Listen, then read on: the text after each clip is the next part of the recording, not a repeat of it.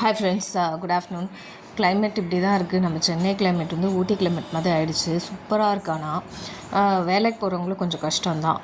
அப்புறம் இது வந்து ரசகுல்லா ஜெப்டோவில் இன்றைக்கி கொஞ்சம் ஐட்டம்ஸ் ஆர்டர் போட்டேன்னா, அப்போ வந்து ரசகுல்லா வந்து எனக்கு என்னமோ இன்றைக்கி ஸ்வீட் சாப்பிட்ற க்ரேவிங் வந்துடுச்சு.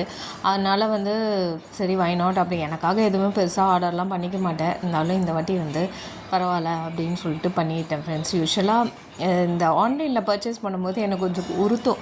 ஐயோ ஆன்லைனில் பர்ச்சேஸ் பண்ணுவேன், ஆனால் விலையெல்லாம் பார்த்துட்டு ரேட்லாம் ஒன்றுக்கு ரெண்டாக செக் பண்ணிட்டு தான் வாங்குவோம். இருந்தாலுமே நம்ம அது கண்ணுக்கு தெரியாமல் ஏதோ போதோ அப்படின்ற ஒரு ஃபீலிங் எனக்கு இருக்கும்.